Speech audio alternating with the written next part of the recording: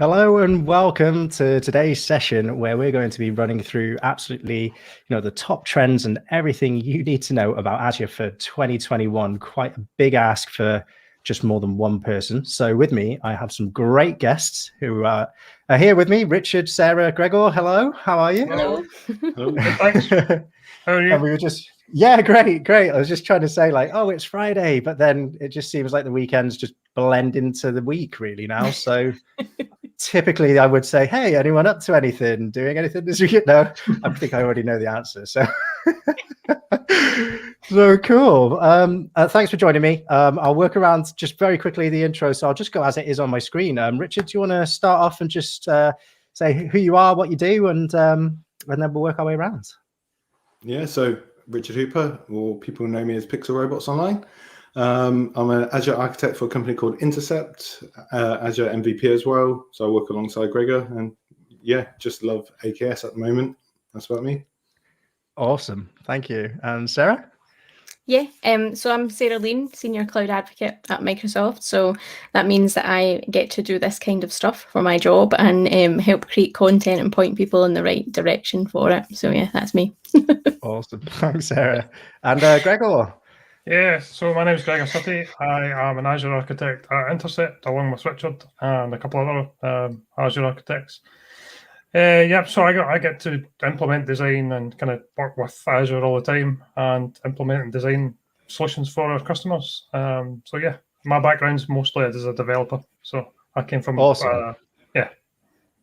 Oh, that is awesome, because what I like is, for anyone that's watched anything I've done before, they'll know that I'm quite architect sort of data background. So primarily storage, and before the world of storage, things just like compute and virtualization, things like that. So what I purposely did for everyone that's watching is I thought I'd get a broad range of different stakeholders, different, people up to different things in Azure, because I think it will give us a really well-balanced view as to what does 2021 really look like. What are the things that you probably need to be aware of, where if you're just new to Azure entirely, where would you go and skill up and those sort of things. So I think, Sarah, I'll start with you to get the ball rolling as to where do you think 2021's taking, Azure, and what should people be aware of? Yeah, I think the trends we're starting to see are that people and organizations are starting to upskill. So starting to really double down on learning how to double down. That's a really corporate phrase, but starting to learn about like Azure and really think about how they integrate the cloud and where they can work it in to their solutions. I think lots of organizations have obviously had to deal with working from home situations and had to scramble how to do that, because some haven't had any infrastructure or support for people working outside of their kind of home, like the head office as such. I know some friends and family have had some challenges around that. So I think the key trends for us are that people are starting to really invest in the cloud in terms of learning, and then they're also starting to look at how do they make that work for their organization. Is it even just a simple project as moving their Exchange server, their email up into like Office 365, so they have a much more fluid way of working and giving people access to emails and stuff like that. So I think that's the two things I'm talking about: skilling and how do you deal with working from home and the migration and integrating the cloud and the capabilities that it has. I mean, and it's just, I think the one thing that goes along with that as well, and probably surprises all of us, is just the pace at which it's been adopted, right? So these were things that we expected maybe over the next 2-3 years to happen gradually, and happening in the space of 6 months. Yeah. It's. I think for me personally, I'm a bit jealous that a lot of IT organizations are doing this, because I kind of miss that fast-paced chaos that happens with these kind of projects. But equally, I'm also glad I'm not doing it, because my phone isn't going off at 2 a.m. and I'm not having to get up at silly o'clock to actually deal with some of these migrations. So it's a double-edged sword, certainly. Yeah, does seem like a book I read around chaos engineering. Yeah, definitely. Yeah. So on the other side of things, I mean, Richard, Gregor, you both see it from another side, really, because you're more the developer side and containers and things like that. What do you see your side? What do you think are sort of the top things you're seeing emerging out of that people should be aware of this year? Richard, do you want to go? Yeah, so obviously AKS, Azure Kubernetes Services, more containerization is happening this year. I think it's going to be absolutely massive. Like, we're seeing a lot of customers onboarding AKS containers, even Windows containers. Like, it's just blown up. I think like every 2 in 3 customers are talking about containers now. So that's going to be huge this year. Definitely start learning that. Use Microsoft Learn to start understanding what you can do with Azure Kubernetes Services. They've got a nice workshop on there, so definitely look at that. That's a really good shout, actually, because just for anyone that's listening that doesn't know, Microsoft do such a good job of teaching you a lot of this stuff for free. So MS Learn is mslearn.com, right? Yeah, I think. I can't even remember now. Not sure. Link and pop it in the chat, but yeah, it's Microsoft.com/learn, I think. Yeah, /learn. There you go. It's that easy. You can forget it live on air, so never mind. Yeah, but honestly, I love the way it's got these modular sections in there as well. So if you're totally new to it, don't try and like boil the ocean. I would say just start with the basics and work through it. They've got some great tracks there, and that would be one of my recommendations, certainly around what you're mentioning, Sarah, about the enablement and learning piece. A personal story for me would be like my wife never really touched Teams ever. She's a teacher, and I think a lot of teachers right now are feeling like the bleeding edge for the first time of technology. So there's a lot of us techies around that are doing 2 or 3 jobs right now, including teaching and things like that. So teach the teacher. Maybe we can get that one trending. So Gregor, on that point as well. So we had some containers from Richard. What else are you sort of seeing? What are your top predictions? Yeah, so at Intercept we work mainly with ISVs, so that's independent software vendors. So it's all development companies really. So basically what we're seeing a lot of is we're seeing a lot of data. So a lot of people are trying to get off SQL Server on-prem and into the cloud, and they're not sure how to go about that. So we've got a bit of that. We've also got a lot of AKS. So as Richard said, every two of 3 customers that we get, and we're getting a lot of customers coming our way at the minute, are all doing AKS. So Richard's got a lot of work to do because that's his bag. Quite a lot of Windows Virtual Desktop as well. That seems very popular at the minute. And just of late, we've got a number of customers who are starting to look at AI.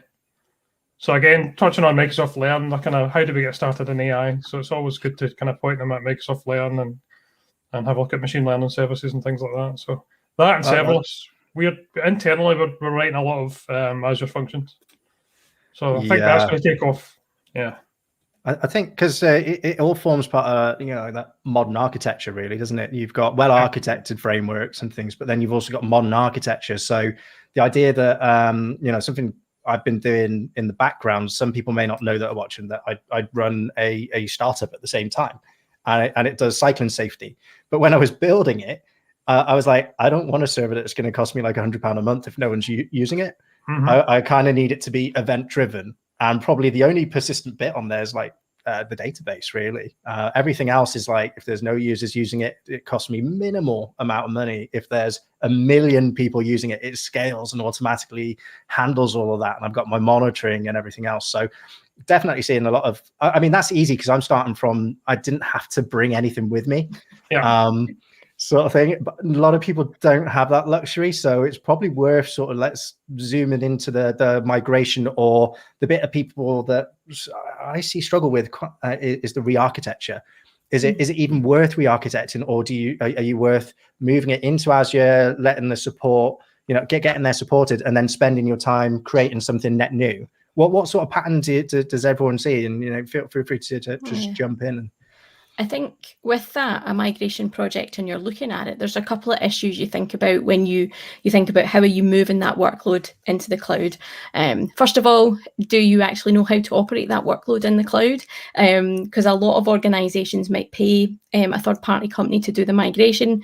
They dump the workload in the cloud, and then they suddenly don't know how to work it. So there's no point moving, your Windows server into the cloud as a serverless or a container if you have no idea how to support that right, no one wants to deal with that, and the outages that that's going to cause, and the hassle is not worth it, right? So some companies literally move from, you know, a Windows server to a Windows server in the cloud because they use that as a stepping stone to learn. Once they get familiar with the platform, they can then re-architect and figure out how they want to do it.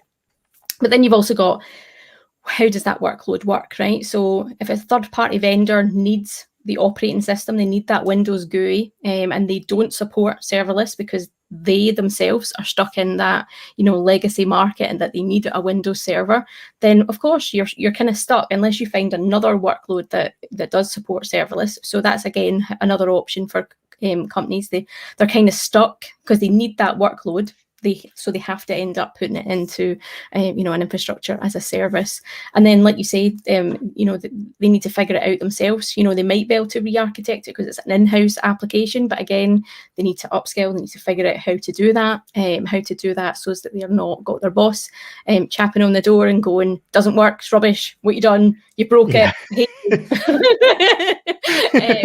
So yeah, I think there's a few reasons that people have to think about when they do it. It's not just an easy, right, we're no longer going to use virtual machines, we're all going to be serverless. It's never that simple, it's never that definitive, and it's never that easy for a lot of organizations. And I think they struggle with that. You know, I've seen customers do it the wrong way. You know, they say, right, we're moving to the cloud and we're going 100% serverless. And then that's the success metric that they use at the very start of the project. Halfway through, they realize that one of these workloads is going to need a virtual machine. And then suddenly it looks like the project hasn't met its success measure and everybody hates the cloud. And it's not because the cloud isn't capable of doing it. It's because they've actually looked at their project in the wrong way. That's how I see it anyway. I don't know if anybody else has different opinions. I think the big thing we see is governance. So we do governance workshops, and they're easily the most attended. People all want to know, how do we move into Azure and have naming conventions and set up an Azure environment properly? Because we, like everyone, we get customer calls saying we're in Azure and it's a bit of a mess. Can you please help? So there's this idea of shifting left, where you need to get the governance up front. So I think that's a big key thing to learn. So the Cloud Adoption Framework and the well-architected framework, these are two really, really great resources, which we should maybe pop the link in a wee bit. But yeah, to get people started, we see a lot of companies asking us about how do we set up governance properly. So that's a very key topic as well. And also data governance. We've got a lot of customers who need to store data in Germany, and they're always asking similar questions. How do we keep the data in Germany and things like that? So these are always key GDPR type problems that we have. We also see a lot of people with on-prem SQL Server moving into the cloud, and all the data's sitting there in plain text, unencrypted, and then they kind of we have to talk to them about how it's not going to be like that in the cloud and it's more secure. And the last thing I wanted to touch on real quick was CI/CD. So a lot of customers still deploy just by right-clicking and dropping files on an FTP server. Yeah. So when they move to the cloud, they don't know how to do Azure DevOps properly and CI/CD. So that's kind of the four things that we see quite regularly. Can you help us with all of that? That's a massive one. You know, I come from quite, you know, I'd say it's probably quite a common path that most people got into cloud from. Like that you come in from, well, mine was first line support, second line support, third line support, architect. But in between, somewhere between architect and stuff was you did virtualization, did a little bit of storage, you learned what you needed to do with networking. You probably had ISO libraries everywhere. You knew how to do backups and change tapes and things like that. And you knew how to troubleshoot. You knew how to basically use a search engine to make sure you knew what you were doing, which I must do about 6 or 7 searches a day trying to fix stuff all the time. But I think what I see, the world has kind of changed because the type of people, well, the position of people that I'm talking to are no longer just dedicated architects. I probably spend at least half my time now speaking to developers. And that's not someone that you'd normally speak to, like, say, 2 years ago, because it used to be the developer used to request from the architecture team. The architecture team used to be like carved up to, this is the storage team, this is the networking team, this is the compute team. Are you all seeing that change in the cloud as well? Like the responsibilities are totally shifted. Yeah, I lived at my last company. I worked for an ISV before I worked here, and literally I was the only IT ops person. looking after all of these developers. Like I think there was like 10 plus developers, and I was doing everything for them. They were saying this, but then we had to give them all the advice about the cloud because there's too much in the cloud for them to understand and learn how to code everything correctly. So yeah, definitely. And I think like things like Microsoft's acquisition of like GitHub, for example, the CI/CD pipelines.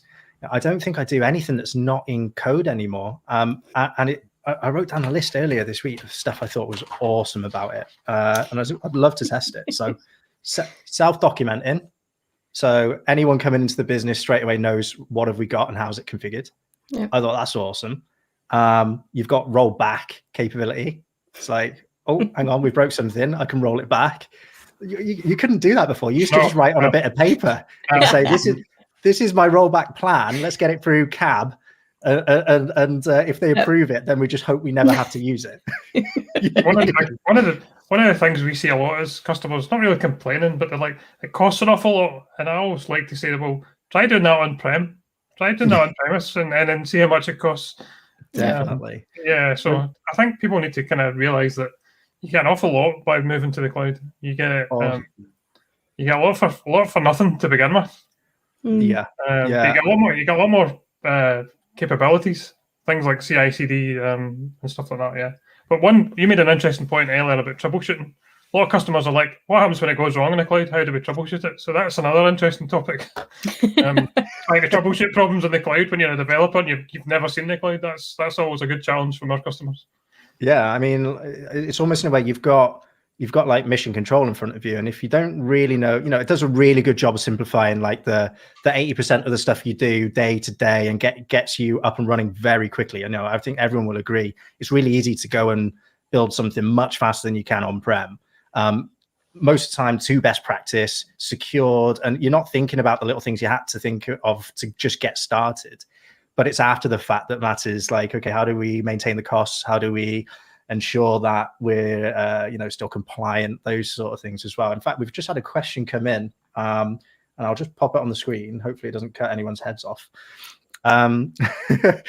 Do you see customers actually coming full circle and making their initial IaaS workloads cloud optimized, and how that compares to the original schedule that was created during their initial migration? So that sounds like it might be pop towards you, Sarah, on that one. Yeah, I think people do that. They do reiterate. So their initial project is to move to the cloud, whether that be because their data center is running out of space or whatever. And then once they finish that project, the next one is to cloud optimize, to look at how they do it better. Even if it's just things like turning that virtual machine off at the weekends if you don't need it, or maybe resizing it to the appropriate size, because let's face it, we all oversize our virtual machines or any bit of infrastructure if we can get away with it. And then if they can, they take that workload and re-architect it into something that's more cloud friendly, shall we say. If they can, because there are still some workloads out there that need that Windows interface. They need the GUI. They're a next type installer that we need to go through. I think a lot of companies are changing that mindset. They're trying to do something a bit better, something that isn't, when we think about the pets and the cattle, we talk about it. They're not desperate to hug a server and keep hold of it. They're not as precious about it, and they do iterate it. I think it's just that stage. Everybody's at a different stage. Some companies do it as the first stage. They re-architect in their first move into the cloud. Others do it 6 months, a year down the line once they're more comfortable with it. But I think everybody's mindset's certainly changed in the last 3 or 5 years that I've been doing cloud work. Oh, definitely. And would you say that it's come as a surprise to a lot of architects that if you were to speak to them maybe 2 or 3 years ago and you were going to say, you're going to have to learn to code? Yeah. It's been a shock even just to me, because I'm a traditional infrastructure person. I used to rack and stack servers. I've lost bits of skin and blood in those horrible server cage nuts and stuff like that, and I loved that. That was good fun. We've probably all got great memories of data centers doing stuff like that, but I've transitioned to doing it. I'm not the best coder in the world. I'm not the most proficient, but I can deploy an ARM template. I can do a bit of code. I can do something in PowerShell or AZ CLI. I can do stuff like that. I'm capable. I know the components of it. Not the best in the world, but I can do it. I know what's there. So like Gregor's probably better at it than me, but I can do it. I've put that in my wheelhouse, and it's part of now my skill set. I still use the Azure portal, and I still click on buttons now and again. But use whatever tool is available. There's no right or wrong answer, and I think that's what we need to reiterate constantly with using the cloud. There's no wrong answer. It's whatever fits you and whatever fits your organization's needs. Absolutely, yeah. I think that's sort of like the power, but also sort of the scary bit if you're new to it, isn't it? Is that there is so much flexibility that if you're not already in a sort of swim lane or tied to something, you can spend just months going, oh, well, that's a pro and that's a con, and that's a pro and that's a con. And do I use Node or do I go down .NET? I'm a JavaScript guy. So for me, it's JavaScript. Gregor's probably looking at me like, no, JavaScript. No. You don't ever admit to being a JavaScript fanboy. I know. It's just, I don't know, something about that language just clicks. But I think that's the thing is it's like, well, it doesn't really matter what you're writing it in. If it still does what you need it to do, then that's the flexibility it's giving you, right? So, yeah, I think that's great. I mean, for other sort of trends, I know on Richard's sort of side, you mentioned machine learning and AI and stuff like that. So for anyone that's like totally new to Azure, you're watching this for the first time, what is it? Why would you do it in Azure sort of thing? And why do you think it's going to break out 2021? So I think Gregor was the one who mentioned the. Oh, Gregor, sorry. But, no. Yeah, I definitely agree with him on this one. So maybe he could explain more because I know he's been working on some stuff recently. So yeah. Yeah, I'm just trying. We just had a call yesterday with a customer who was just trying to get into AI and machine learning. Not really doing it yet, but wanted to know how to go about it because within Azure there's like 3 different options. So I was just trying to advise him to go and have a look at it. There's a kind of low code, no code option where you can get the designer studio and you can drag things in, or there's the option where you can actually open up like PyTorch and kind of script away. So I was trying to figure out from him what kind of level are you at, where do you want to start? So I kind of again I showed him Microsoft Learn and I basically said, here's the 3 options. Go and try and figure out what you want. Because there's the low code, no code, or there's the data science virtual machines. Where if you're a data scientist, you can just jump in and start writing machine learning training models and all that. So again, as like in Azure, each individual service is complex. There's a lot to learn and things like that. But yeah, we're seeing more and more AI coming up. Definitely more AI. Oh, that's brilliant. I think we've all maybe sat the Azure AI fundamentals exam, or at least maybe thought about it. I'm not an AI person, don't know anything about it, couldn't have told you any of the services really that we have in Azure until I sat that exam and I did the learning path on Microsoft Learn, and I was blown away with the power that we have in the AI, and I was only touching the fundamental level of it. So it's definitely worth looking at. Like the Microsoft Learn path, when I went through it, covered all the exam objectives, got me some hands-on examples of actually using some of this technology.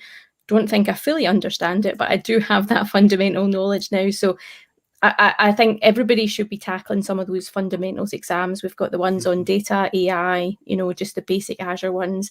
They're great to start, especially if you're trying to struggle with where you should go and how you should use some things. Because if you have a good understanding, at least at the level 100 that we talk about, then you kind of know what to do. Like Gregor says, there's various different options. So, these exams help you point you in the direction of these kind of options, and then you can figure out which one is more appropriate for you, and you can dive down and go into the weeds if you want to with some of them. So okay, brilliant. They also don't expire, the fundamentals ones, which is quite nice.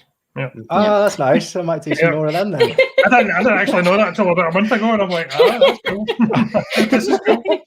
Yeah. Still dining out on my SPS 2003 exam. So I was thinking let's change the pick, because we talked about what Microsoft offers, but there's one big powerful thing that isn't necessarily Microsoft, but it's the power of the community around it, right? And I know it's something that we're all actively involved in. So, for anyone that's watching, Microsoft has a hugely active community that are so willing to just help on pretty much every medium you can think of. In fact, I don't know if us are all on Clubhouse or not. If you're not, I'll get you some invites, because somehow someone put me on and I've got some invites. So I reckon we can do this by the next one of these and have a Clubhouse going on it as well. But would anyone like to jump in and just explain? I know, Sarah, you've started one. Gregor, you're really active. Are you a host of one as well? Did you found one? Or? What's this you're talking? Gregor and I. The user groups, yeah. Yeah, Gregor and I run the Glasgow one. Yeah. I'll say the runs. I just help out from time to time. And let's be honest, I'm not taking any credit for that. I was trying to bum you up there, and you're just like, no, I don't do anything. Sarah does all the hard work. Let's be honest. Oh, brilliant. And they're all over the UK. They're all over the world. So for anyone watching that's not in the UK, right, these are global things. And community days. Gregor, do you want to go through some of the activities, like the festive calendar? What else is coming up for the people? Should be. There was actually one on today. Azure Lowlands was on today, so that's just a full day's Azure learning from Eldert Grittenberg, another guy who's quite active on the social side of things. Myself and Richard did the Azure Advent Calendar, and then we did this year's festive tech calendar. Festive tech calendar there. Yeah, rebranded. I was coming to that. This year there's also an Azure Global Bootcamp. I think that's around about April. Sarah's also got she can talk about the IT Ops talk that's coming up and start of February. So that's just a few days away. What else have we got, Richard? Scottish Summit. Scottish Summit, yeah, that's at the end of February. Yeah. So Spring Clean, yeah. Azure Spring Clean. Lunch and Learn Marathon as well, coming soon. Yes, yeah. So there's loads, which is great. So you don't have to learn in isolation. You can learn with the community. You can bounce ideas off each other and learn as if it was almost like normal life. Like where you feel like, how did you do that? Because I can't get that to work. So yeah. So brilliant. Is it so cloudfamily.info is on there as well, right? So people can go on stuff like that to see a lot of this stuff, and some of them active bloggers. So we'll put that in the chat for anyone listening. So that's great. And I mean, we're coming up towards the sort of 30-minute-ish. If anyone watching does have any questions, just feel free to pop them on the chat. We'll answer them if we can. Otherwise, I think we've pretty much covered everything. We've gone through with AKS and containers are definitely up there. I see a lot of that as well. We do see serverless, machine learning, migration. Obviously, not everyone has the luxury like I did of just building stuff in the cloud without having to move some stuff. So that can be quite complex as well. And you really got to understand, well, why. Yeah. A lot of people, if you can't answer the why question, then you don't know what you're going to get out the other side as well. So learning, which again, you've got the sort of official Microsoft way, which is free. There's loads of community. I mean, you could probably learn a lot of stuff for free, even just off YouTube channels, and the power of the community being so strong around it. Remote working, I think we're all goes without saying that we're for anyone watching that hasn't clocked on yet, this is not a real office. I can't turn around and say, can I have a cup of tea? It is a fake background. So yeah. And well, in closing, I'd just love to say that thanks for jumping on. It's been great to have you on. I think anyone watching will agree, there's just so much fun to be had whilst you're doing what can ultimately be quite a serious job. But it is great to catch up with everyone on here, Richard, Gregor, Sarah. And, I'd just like to say, anyone watching, thanks for watching. I'll do more of these in future as well. And it's been great to have you all on. See you all very soon. Thanks for having us. Cheers. Thanks.